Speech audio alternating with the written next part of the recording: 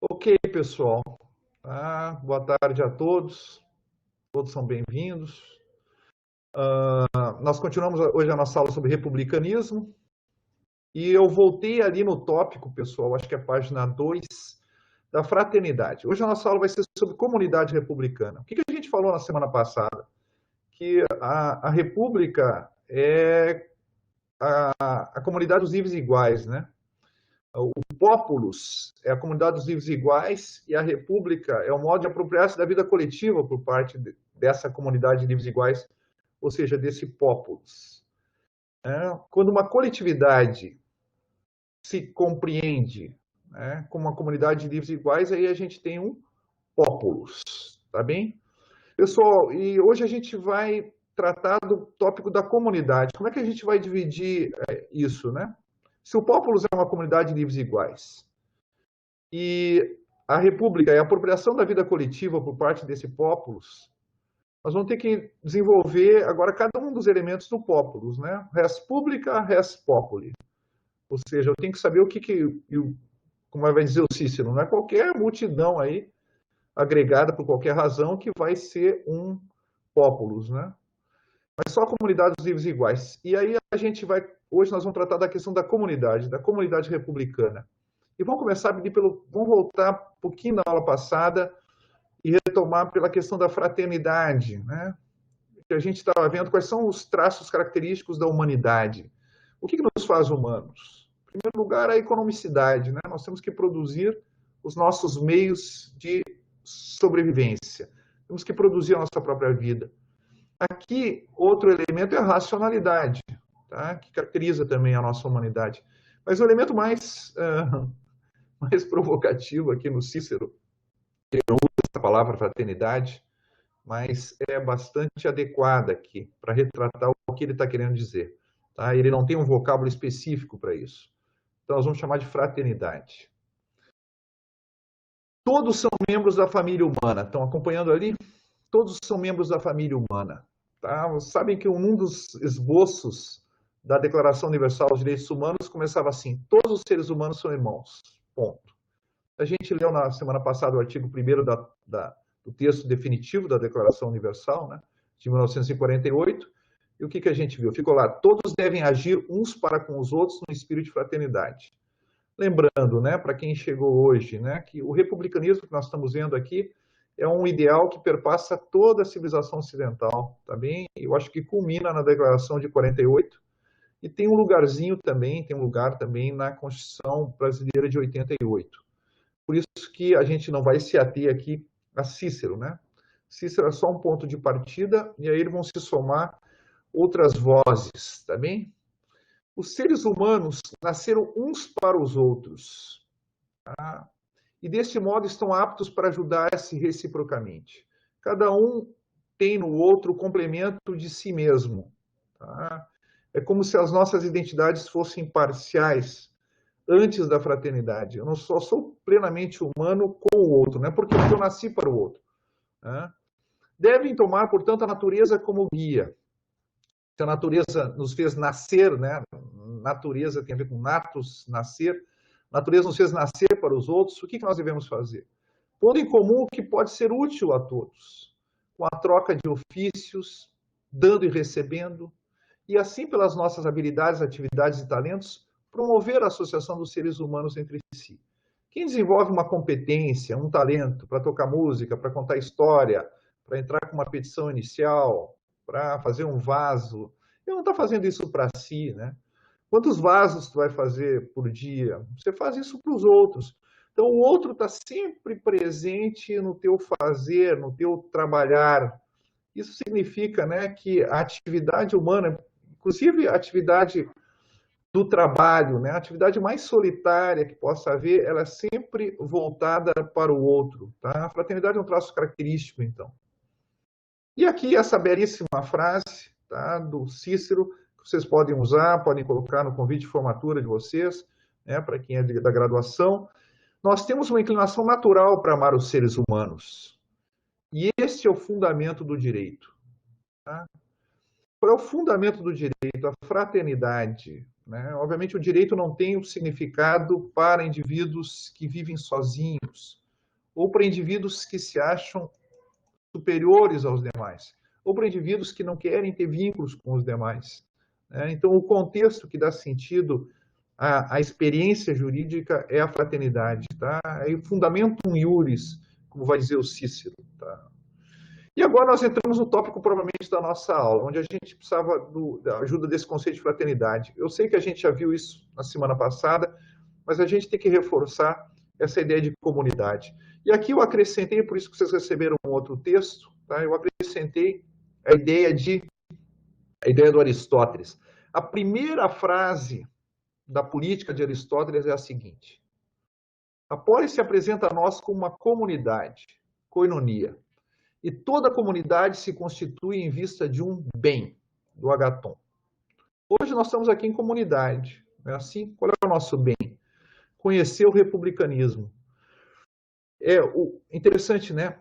Nós nos unimos para produzir esse bem. Nós vamos ver em seguida, né? Esse bem que nos congregou em torno de si, tá? Nos associou em torno de si, não é um bem que nos será dado, tá? É um bem que nós teremos que construir e produzir pela nossa ação coletiva, pela nossa cooperação. Então, quais são os elementos da comunidade, da koinonia? Uma associação de pessoas, não uma comunidade de uma pessoa só. E depois, a cooperação para alcançar o quê? Um bem que é o bem comum. Tá, pessoal? Os 3 itens.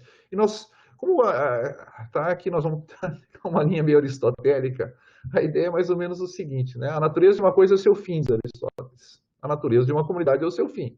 Qual é o fim da comunidade?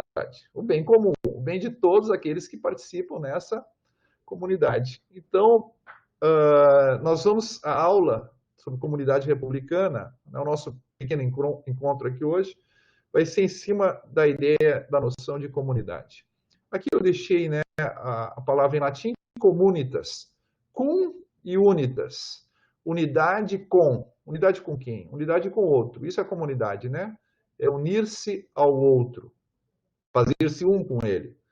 Eu posso usar essa expressão. A natureza prescreve que cada um vele por todos. De novo, a natureza, que não é madrasta, né? A natureza, e também ela não é opcional, tá? Isso aqui não é opcional. A natureza prescreve, a palavra em latim prescreve. A natureza prescreve que cada um vele pelos outros. É um mandato da natureza, é um imperativo, tá? Cada um está entregue às mãos dos demais, né? A natureza prescreve que cada um vele por todos. Interessante, né? Cada um vele por todos. Qual é o objeto do meu velar, do meu cuidar, da minha solicitude? Todos. Por causa da humanidade comum. Qual é o fundamento? Porque o outro é membro do meu partido, da minha religião, da minha etnia? Não, porque o outro é membro da humanidade. Existe naturalmente, então. Não é porque nós nos reunimos e dissemos que existe um bem comum, né? Um bem que todos têm em comum. Qual é o bem que todos têm em comum? O bem do outro. O bem que eu devo atingir, eu devo velar pelo outro. Então, o bem que todos nós temos em comum, qual é o meu bem? O bem de vocês. Qual é o bem de vocês? É o meu bem. Tá? Esse é o bem comum. Por quê? Porque nós partilhamos da mesma humanidade. Estamos entregues uns aos outros. Nascemos uns para os outros. Aqui uma expressão, né, do Frei Vicente Salvador, que a gente viu na semana passada, né? Nenhum homem, é um livro dele, né, sobre história do Brasil, ele é o primeiro historiador do Brasil, de 1627, e ele diz o seguinte: nenhum homem nesta terra, Brasil, né, é repúblico. Sabe que existe isso em português, né? Vocês podem pegar no dicionário Wise aqui, repúblico, é o republicano, né? Nenhum homem nessa terra é repúblico, nem zela ou trata do bem comum, não cada um do bem particular. Ser repúblico, ser republicano, significa tomar o bem comum, o bem de todos, como fim da própria ação. Isso o Frei Vicente Salvador não via nessa população que habitava o Brasil. Então, em certo sentido, não há povo. Não há povo porque não há uma comunidade de livres e iguais. Não há comunidade. Na comunidade tem um fim, que é um fim para todos, que é o bem de todos. Isso não havia, né? Todo mundo preferia o bem próprio ao bem comum. Então, qual é o bem do bem comum? Mas esse bem do bem comum não é subjetivo? Ele não é meramente consensual? Não é meramente convencional? Não, esse bem do bem comum é o conjunto dos bens necessários à realização da pessoa, nas suas dimensões econômica, racional e fraternal, que são as dimensões da natureza humana que o Cícero explicitou, né? Todos nós precisamos, para nós todos, a vida é um bem, a verdade é um bem e o outro é um bem. Isso não é disponível. Agora, obviamente, como isso se concretiza numa determinada situação histórica, isso vai variar ao infinito. Mas esses bens, eles são naturais, tá? Não são históricos. A humanidade se realiza somente com esses bens. Esse é o bem do bem comum. Tá? Vida, verdade e alteridade. Né? Isso que é o bem que faz o conteúdo da vida boa para todos. Tá? Depois, qual é o comum do bem comum? Tem duas dimensões, né? É uma dimensão colaborativa e uma dimensão distributiva. O bem comum é aquilo que nós produzimos e que nós fruímos. Nós aqui estamos todos juntos estudando republicanismo. Nós produzimos esse bem, né? Nós lemos certos textos, nós vamos discutir depois. E nós fruímos, né? Produzimos e fruímos esse bem. É uma dimensão colaborativa no bem comum, ele não é algo passivo. Se nós não produzimos esse bem comum, ele não é nosso, tá? Ou ele é nosso num sentido muito fluido, muito secundário, muito ralo, tá bem? E, obviamente, se eu não percebo a minha parte desse bem comum, o bem comum não é comum também, tá? E aqui a gente colocou, né? É o bem do qual todos participam, tomam parte como autores e todos partilham como destinatários. Para saber se há bem comum numa sociedade, né? São duas perguntas. Todos participam na construção desse bem? E a segunda pergunta é: todos partilham desse bem? Então é interessante, né? A gente tem a palavra excluído, né? O que é o excluído? É aquele que não faz parte, aquele que não toma a sua parte no bem comum e muitas vezes está incapacitado para ajudar, auxiliar os outros na construção desse bem comum. Ele não consegue velar pelos outros, né? E ninguém vela por ele. O bem que as pessoas recebem, partilha como direitos da cidade, é o que elas produzem, participação, deveres para a cidade. Pessoal, a alteridade aqui, né, que é entrar em relação com o outro, né, a vida, a verdade, nada disso vem sem um esforço, sem um empenho, tá, por parte de todos e de cada um, a gente pode dizer aqui, né. Então, por isso que eu sei que a nossa sociedade individualista coloca muito, vamos partilhar, né, o bem comum, sem dar a ênfase necessária à participação na construção desse bem comum. Tá? É muito interessante que a gente fala muito em distribuir e pouco em produzir. Tá? E aqui, essas são duas faces da mesma moeda. Também não podemos produzir sem distribuir. Tá? O cumprimento do dever de cada um é exigência do direito de todos. Lembram, né? Vocês têm a notinha de rodapé. Essa declaração dos direitos e dos deveres do homem, né? A Declaração de Bogotá de junho de 48. Como declaração, ela é talvez a mais republicana de todas, né? Por quê? Porque ela coloca muito claro essa noção do dever, né? Então, no preâmbulo, ela diz assim: para evitar, né, que o discurso dos direitos tenha uma apropriação individualista. O cumprimento do dever de cada um é exigência do direito de todos. Tá? Ou seja, todos podem exigir de mim que eu cumpra todos os deveres necessários para que o direito dos demais seja realizado. Então, direitos e deveres integram-se correlativamente em toda atividade social e política do ser humano. Não só negativamente, né? A gente sempre diz assim, né? O liberalismo diz assim: a tua liberdade vai até onde começa a liberdade do outro. Não interfira na liberdade do outro. Mas não é assim, tá? É mais do que isso. Claro que isso está presente. Mas a liberdade do outro, ela é feita por escolhas que são possibilitadas pelo exercício da minha liberdade. Então, eu tenho um dever de ampliar a liberdade do outro. Quando os meus alunos lá de graduação e de pós, eu digo para eles: estudem, estudem, estudem, estudem. Estou dizendo para eles ficarem, terem mais êxito profissional com uma coisa, digamos assim, autocentrada, né? Eles têm que estudar por quê? Porque a competência técnica deles no direito, tá? Isso vai ampliar a liberdade dos demais. Não há liberdade sem lei, diz o Locke, né? Não há liberdade sem lei. Mas eu vou ampliar a liberdade dos demais pelo conhecimento da técnica do direito, tá bem?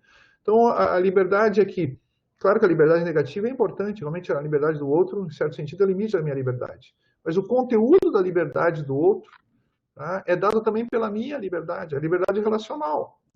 O outro analfabeto e não escreve, diminuiu a minha liberdade de poder ler alguma coisa, tá bem? Se eu escrevo alguma coisa, tá, eu não tenho para quem escrever se o outro não tem condições de ler, tá bem? Então, o dever, né, que eu tenho em relação ao outro não são deveres meramente de abstenção, mas são deveres de ação, tá? Nascemos uns para os outros. Bem comum e bem próprio. Deve-se considerar, agora Cícero, né? Deve-se considerar que o bem próprio e o bem de todos é idêntico. Boa essa do Cícero. O Cícero não separava, tá, o meu bem do outro, né? Se cada um opor seu bem ao bem de todos, destrói-se o convívio humano. Pense em pequenas comunidades. Como é que eu posso opor aqui o meu bem ao bem de vocês? Que tipo de bem eu tenho que não é simultaneamente o bem de vocês? Acho que a verdadeira comunidade é aquela que nós atingimos uma situação no qual essa pergunta não mais se faz. Como todos estão plenamente incluídos na participação, na construção do bem comum e na distribuição do bem comum, não faz sentido, tá, perguntar, né, na comunidade madura. A comunidade deve buscar uma situação em que não faz mais sentido perguntar qual é o meu bem, qual é o bem comum, porque o meu bem é parte do bem comum. Tá? E o bem comum também não existe sem o meu bem, porque o bem de todos não existe sem o meu bem. Tá? Vamos ver aqui, claro que a gente tem que começar isso aqui, talvez, assim, o bem comum para crianças, né? Ou seja, às vezes eu tenho que despertar no ser humano e mostrar que é um vínculo, né, entre o bem comum e o bem próprio. E aí, pedagogicamente, eu vou dizer, olha, você quer alcançar teu bem próprio? O cara, eu quero. Tá, pois bem, então busca o bem comum. E aqui eu estou recorrendo a outra autoridade. Vocês estão vendo o método que a gente utiliza aqui, né? O método que eu sempre utilizei nas minhas aulas, né? O método que o Aristóteles chama de método dialético. O que é o método dialético?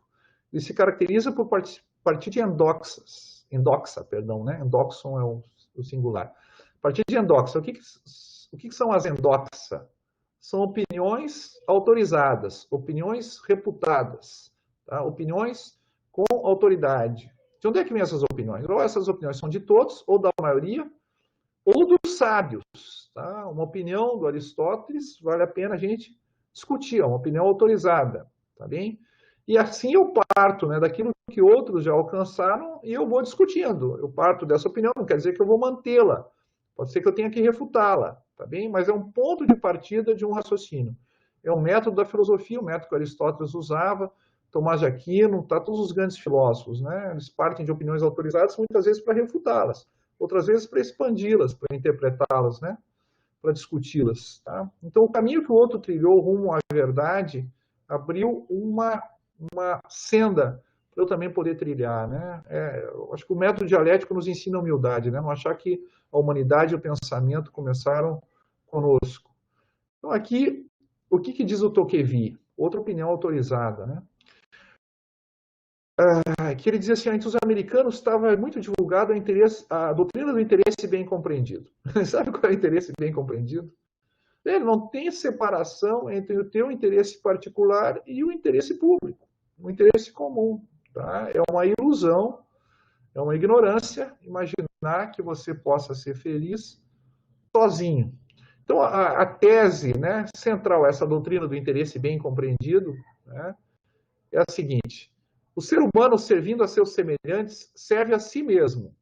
E seu interesse particular é fazer o bem. O meu interesse, o auto-interesse é fazer o bem para o outro. Tá? Essa é a doutrina do interesse bem compreendido. Ele dizia que essa é a doutrina que imperava nos Estados Unidos. Eu vou dar uma experiência, né? Conheci uma pequena cidade do interior, né, de Massachusetts, uma cidade que funciona, como pequenas cidades funcionam, no modelo da democracia direta e também no modelo da concorrência. Polis e mercado aqui, né? Ou seja, as cidades concorrem entre si. Então, fui visitar um colégio lá, uma high school, algo impressionante, tá? Dificilmente eu veria um prédio de universidade no Brasil com tanta estrutura. Era um colégio municipal. Como é que esse colégio municipal foi feito? Tá? Foi feito a partir de reuniões, meetings, né? Foi feito a partir de reuniões da cidadania. Quem foi lá votar no colégio, tá bem? O que ele pensou?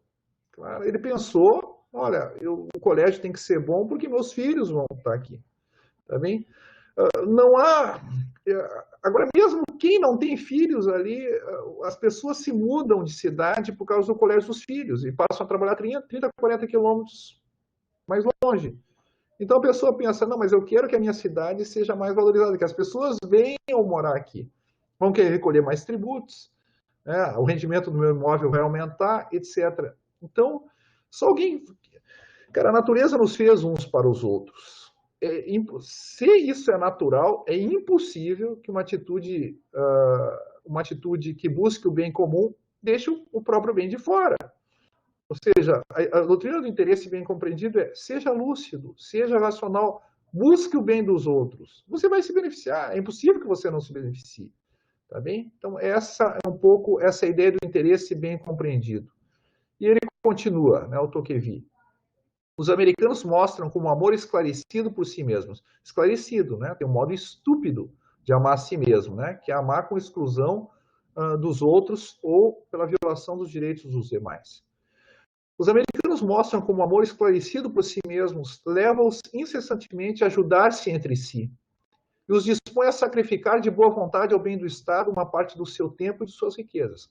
Queremos ter o melhor colégio? Queremos, mas vamos votar aqui na reunião do município aqui, é a democracia direta. Vamos, para ter um bom colégio tem que ter bons professores. Então tem que aumentar a taxa, tem que aumentar os tributos municipais. Vocês estão dispostos? Tá? Cada um é egoísta, quer pagar menos tributo. Então o colégio do teu filho vai ser um lixo, o colégio da cidade vai ser um lixo, e ninguém vai vir querer morar aqui, tudo vai desvalorizar, as empresas vão sair daqui, e aí, espertão, você não se deu bem com isso. Tá bem? Então essa é a doutrina do interesse bem compreendido. O bem comum e o bem próprio só se opõem se você ainda não raciocinou o suficiente. Tá? Se você ainda não dialogou, não deliberou. Né? Porque é um dado natural que nós somos feitos uns para os outros, nós temos uma inclinação natural a amar os outros. A doutrina do interesse bem compreendido não produz grandes edificações, diz ele, mas sugere a cada dia pequenos sacrifícios. Por si mesma não seria capaz de tornar um ser humano a pessoa virtuosa, mas forma uma multidão de cidadãos corretos, temperantes, moderados, previdentes, senhores de si mesmos. E se é verdade que não conduz diretamente à virtude, pela vontade, aproxima-se dela insensivelmente pelos hábitos. Isso é o primeiro passo na virtude, né? Eu vou lá no colégio pensando em mim. Mas isso vai formar um hábito que sempre que eu busco o meu bem, eu vou ter que buscar o bem do outro, primeiro. Tá? Então, o meu bem é mediado pelo bem da comunidade, o meu bem é mediado pelo bem comum. Isso vai formar-se uma grande virtude.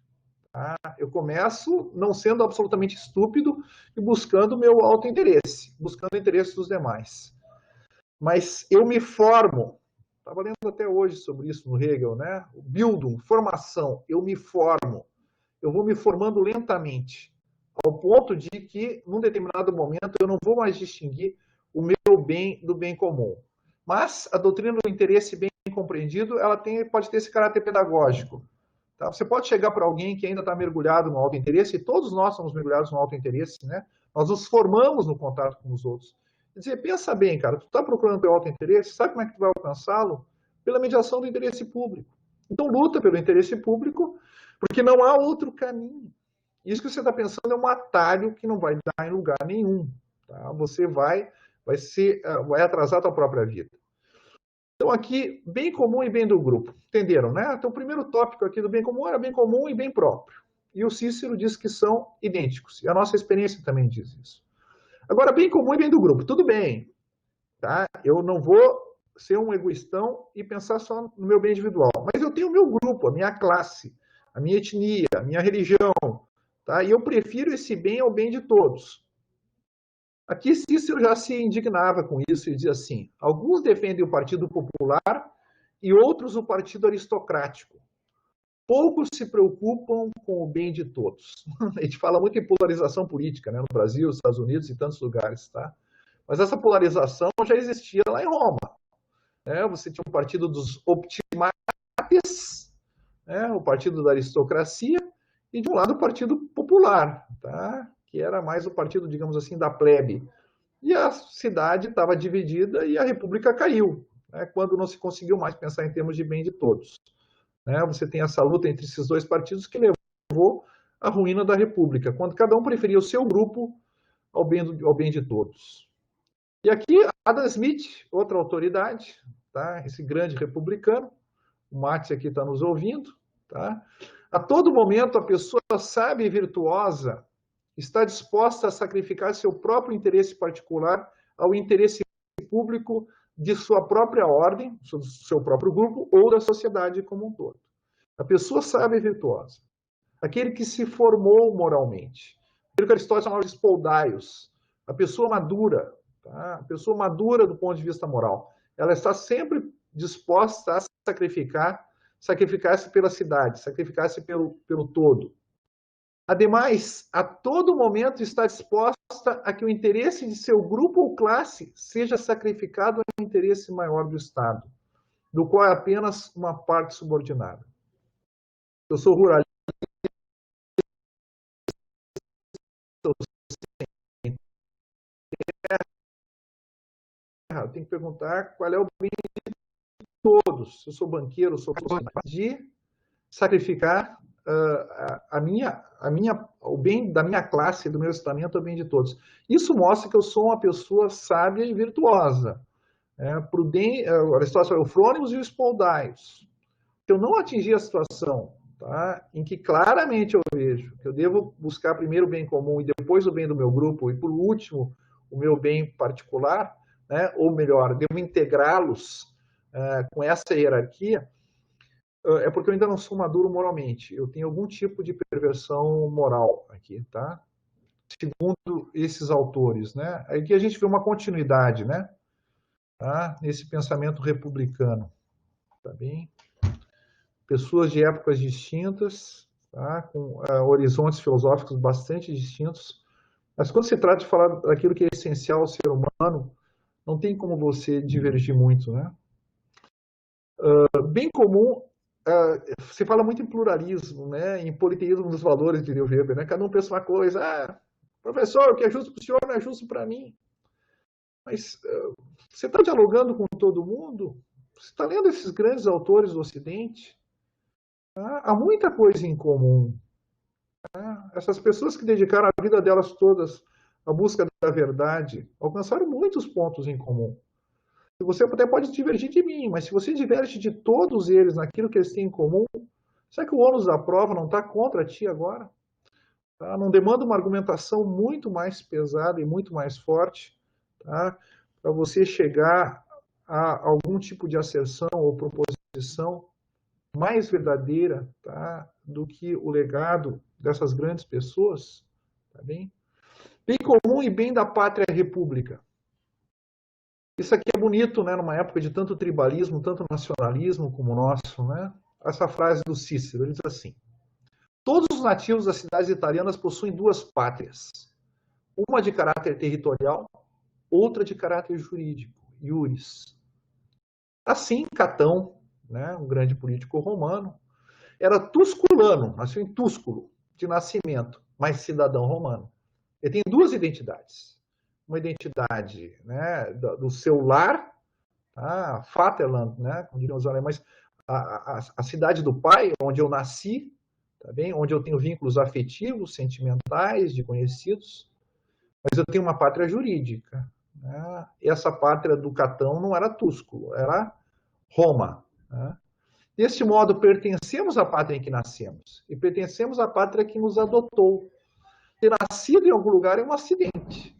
Mas a pátria que nos adotou e a pátria da qual nós fazemos parte, pelo direito, é uma escolha. E, portanto, muito mais importante, né? Porque é algo propriamente meu, né? Que eu quis. Tá? Não foi algo que me veio externamente. Não foi algo imposto pelas circunstâncias. Mas a pátria que devemos dar preferência é aquela cujo nome, república, significa a comum cidadania de todos. Que bonito isso, né? Entre o meu grupinho lá de Túsculo, né, a minha galera, e a pátria comum de todos, na qual todos estão incluídos, qual que eu devo preferir? Nem todo mundo nasceu em Túsculo, mas todos os habitantes da Península Itálica são cidadãos romanos pelo direito. Eu sempre conto uma história, né, da Madeleine Albright, né, que ao fugir da República Tcheca, era uma judia, né, durante a Segunda Guerra Mundial, era de família judaica, e primeiro ela vai, fugindo dos nazistas, ela vai para a Inglaterra, depois ela vai para os Estados Unidos. E ela dizia que ela foi recebida no Reino Unido de um modo assim, dizia, olha, nós acolhemos você, mas quando é que você vai embora? E ela disse que quando ela foi para os Estados Unidos, né, isso era lá nos anos 40, ela dizia que o pessoal dizia para ela, quando é que você vai se tornar americano? Porque ser americano não era ter nascido em algum lugar, né? Ser americano é algo que é dado pelo direito. Essa é a pátria que nos adotou.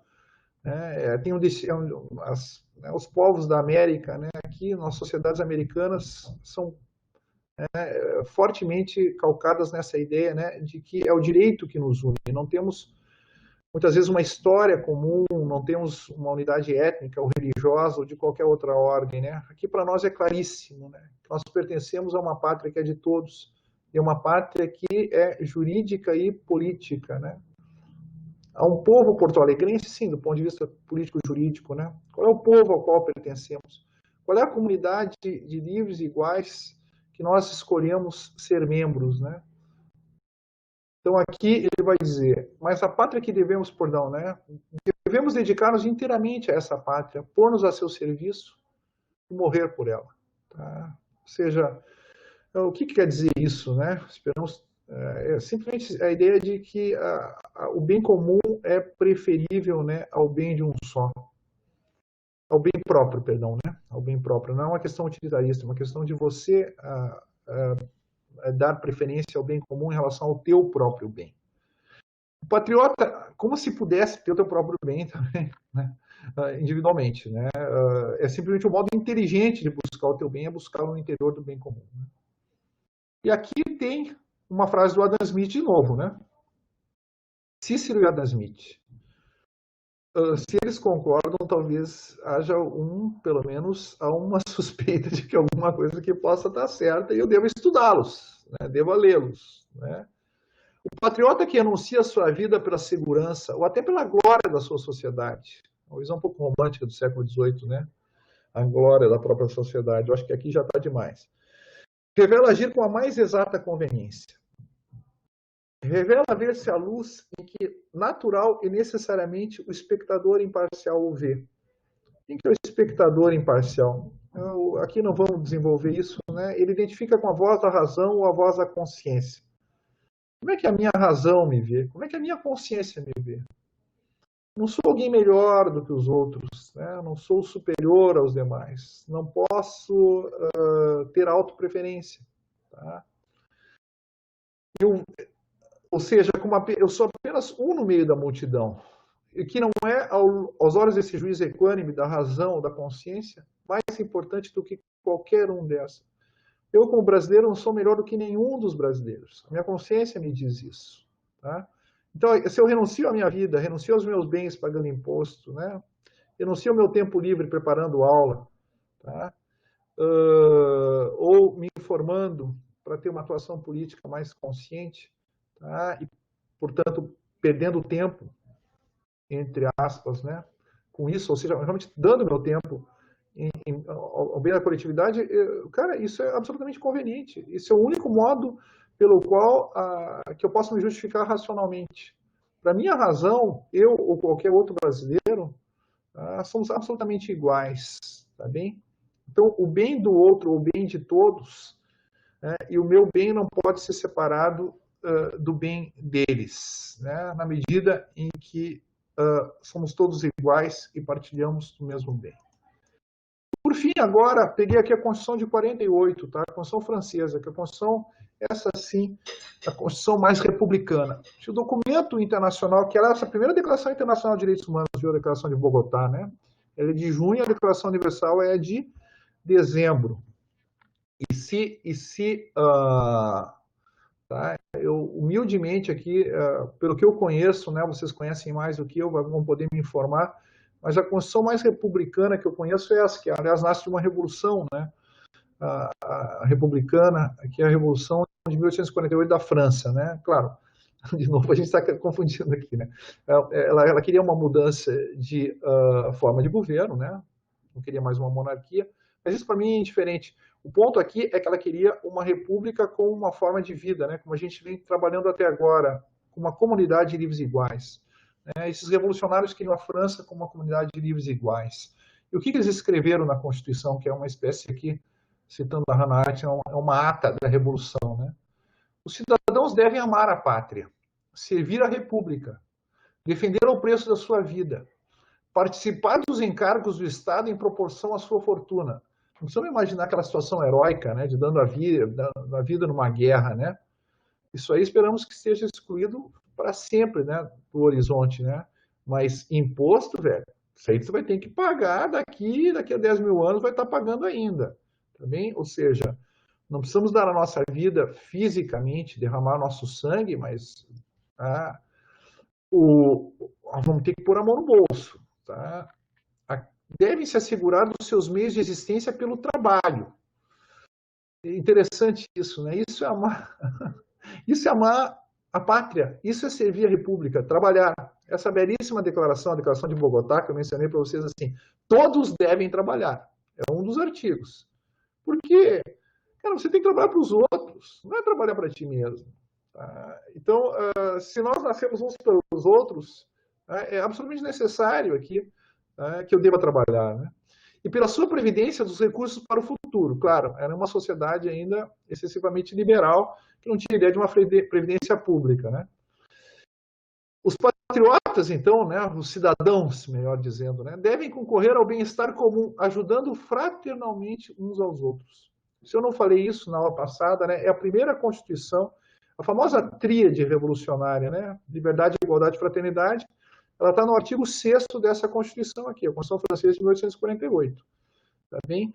Embora tivesse presente no movimento revolucionário, está presente em discursos, em textos, mas nunca num documento oficial.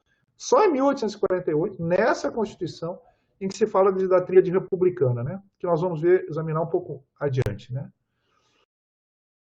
Mas então ela fala 3 vezes em fraternidade, tá bem? No artigo 6º e depois nesse artigo aqui, que está na nota 32, que eu não vou ler, que tem que descer lá embaixo, tá? Mas vocês estão vendo aí. Mas se alguém um dia assistir isso aqui na internet, então vamos ver o que diz a nota 32. Ai, meu Deus, não tem nota de pé de página aqui, tá? Bom, alguém me mande isso, por favor, nas notas compartilhadas. Então aqui seguimos, tá bem? E os cidadãos devem concorrer ao bem-estar comum, ao bem comum, ajudando fraternalmente uns aos outros, tá? Então aqui está a expressão, né? Lembram, né? A natureza nos fez aptos para nos ajudarmos reciprocamente. Nos fez aptos, né? Dispostos à fraternidade. E a ordem geral, observando as leis morais e escritas que regulam a sociedade, a família e o indivíduo. Bonito isso, né? E a ordem moral e a ordem jurídica. É assim que nós contribuímos ao bem comum, tá? Obedecendo a ordem moral e a ordem jurídica. A República deve, por uma assistência fraterna, assegurar a existência dos cidadãos necessitados. Interessante, né? No man left behind, né? Ninguém será deixado para trás. Assegurar a existência dos cidadãos necessitados, seja proporcionando-lhes trabalho, esse é o modo, né? O verdadeiro direito social é o trabalho. Tá? Vejam a situação que nós estamos hoje, né? Que as pessoas não podem trabalhar. Seja proporcionando-lhes trabalho nos limites dos seus recursos, tá? Seja socorrendo na falta da família aqueles que não estão em condições de trabalhar. Tá? Ou você trabalha, ou nós, fraternalmente, vamos suprir a tua necessidade de a renda que você não pode, e os bens que você não pode adquirir mediante o teu trabalho. Essa é uma ideia de comunidade, essa é uma ideia de bem comum. Tá? Isso estava na Constituição Francesa de 1848. Vamos ver agora as posturas contrárias ao bem comum. Primeiro, o nacionalismo ou o tribalismo, né? Uma outra frase do Cícero, no escrito do Cícero, né? Roma é uma cidade constituída por um conjunto de nações, né? Pouco tempo depois da morte de Cícero, né, vai ter 1 milhão de habitantes a cidade de Roma, né? Roma é uma cidade constituída por um conjunto de nações. Não só a cidade de Roma, né, mas Roma enquanto pátria jurídica, né, de todos os italianos, né? Sabe que a Itália estava dividida em uma série de dialetos, né? E havia gregos, né, no sul da Itália. Depois já havia algum contato com outros povos que habitavam o mesmo território. E, por fim, todos acabavam recebendo a cidadania, né? Então, Roma não é uma nação. Isso é interessante, né? Roma é uma realidade jurídica. Tá bem? Então, você não pode dizer, eu sou tusculano, ou nasci na cidade de Roma e sou mais romano do que alguém que tenha nascido em Capri ou em Capua. Tá? Todos nós somos romanos porque isso é uma realidade jurídica. Aquele que é romano há 200 gerações não pode dizer que é mais romano do que aquele que obteve cidadania ontem, né? Porque isso é uma realidade jurídica. Tá bem? Individualismo é outro modo de eu negar a ideia de bem comum, né? Primeiro, o nacionalismo ou tribalismo é preferir o bem do meu grupo, da minha classe, do meu segmento, né, ao bem comum, e o outro é preferir o bem do meu, ou da minha pessoa, ou do meu grupo, no círculo restrito de família e amigos. E aqui, de novo, me permitam citar Tocqueville, esse grande republicano. Aqueles que dizem que... Perdão, aqui é Cícero, né, ainda, né? Tocqueville vem depois. Aqueles que dizem que estão ocupados com suas coisas e, deste modo, não prejudicam ninguém. De fato, estão livres de um tipo de injustiça, mas cometem outra. Sim, se eu já não faço o mal, já é uma grande coisa. Estou contribuindo ao bem comum.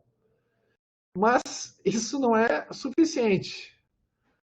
Abandonam a sociedade a qual não dedicam preocupações, obras, ações, né, ou dinheiro. É uma injustiça. A visão liberal nos ensinou que nós entramos na sociedade como um credor, não é assim? Somos titulares de direitos, e aí, para proteger esses direitos, nós criamos uma instituição chamada Estado, tá? Mas nós entramos na sociedade como credores. Você está falando, não, nós somos credores, mas nós somos devedores também. Nós somos credores de todos e devedores de todos. Tá? Então, a sociedade, eu devo dedicar as minhas preocupações, as minhas obras e o meu dinheiro, tá bem? Se não, eu peco aqui por injustiça, tá? Eu cometo uma injustiça em relação aos demais. E aqui vai dizer, agora Tocqueville, o egoísmo é um amor exagerado por si mesmo, que leva o ser humano a preferir-se a tudo. O egoísta é o primeiro Joe, né? Cheguei primeiro, eu falei primeiro, eu primeiro. O individualismo já é um sentimento refletido e pacífico, que dispõe cada cidadão a isolar-se da massa dos seus semelhantes e a retirar-se para um lado com a sua família e os seus amigos. O individualismo não é tão grosseiro quanto o egoísmo, né? Ele diz assim, cara, é aquilo que diz o Rawls, né? Eu acho maravilhoso alguns desses liberais igualitários, né? Porque eles falam o que eles têm que dizer mesmo, eles não mandam dizer, eles não mandam o recado, eles dizem, né? Ele diz assim, olha, na posição original, né, que é a posição que cada um deve se colocar para imaginar qual seria uma boa sociedade, todos estão desinteressados dos interesses dos outros. Tá? Então, o ser humano, na sua pureza, é alguém desinteressado do interesse dos outros. Isso é totalmente o contrário do que a gente vem dizendo aqui, né? Essa antropologia rawlsiana é totalmente contrária a essa antropologia republicana, marcada pela fraternidade. Eu estou interessado nos interesses dos outros, sim. Mesmo porque eles se misturam ao infinito. Eu não tenho nem como mensurar, tá? Onde termina o meu bem e começa o bem do outro. Tá? De tal maneira estão interligados. Mas o individualista ele só diz assim, não diz primeiro de hoje, diz assim, velho, não tenho nada a ver contigo, tá bem? Eu só vou ficar aqui, sossegado no meu canto. Não vou te roubar, não vou te maltratar, como um egoísta faria, mas right to be alone, né? É o direito de estar sozinho. Eu quero ficar na minha. De tal sorte que, após ter criado para si, dessa forma, uma pequena sociedade, né, para o seu uso, abandona de bom grado a grande sociedade. O egoísmo esteriliza todas as virtudes. O individualismo, de início, só faz secar a fonte das virtudes públicas. Mas, depois de algum tempo, ataca e destrói todas as outras virtudes e vai finalmente absorver-se no egoísmo. Porque o Tocqueville aqui sabe, né, toda a tradição ocidental sabe, desde Aristóteles, que não dá para separar a identidade pública e privada desse modo. Primeiro, eu não me ocupo com o bem comum da minha sociedade. Né? Só me ocupo com o bem da minha família e dos meus amigos. Mas eu vou terminar não me ocupando só com o meu bem. Tá? É impossível, tá, não acabar no egoísmo aqui. Tá bem? Então, é uma coisa preocupante essa ideia que eu possa ter um sujeito moral que não seja simultaneamente um sujeito político.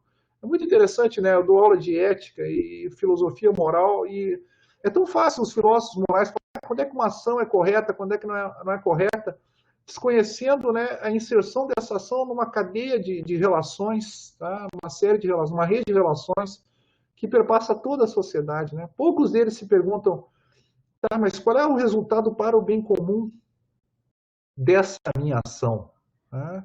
O que significa alguém que está preocupado, alguém que é cidadão, agir deste ou daquele modo? Tá?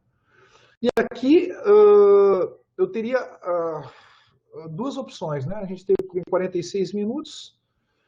E eu entraria agora na dimensão privada ou partilhada do bem comum, mas isso eu vou deixar para o nosso próximo encontro e me despeço de todos vocês que estão me ouvindo por gravação.